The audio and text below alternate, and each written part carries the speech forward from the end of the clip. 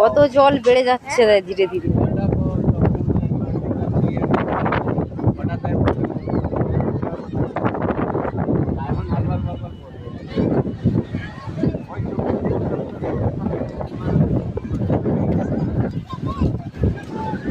এই আমরা মোহনার শেষে চলো না, শেষে যাবো চলো না, সেই দিকে জলটা কেমন।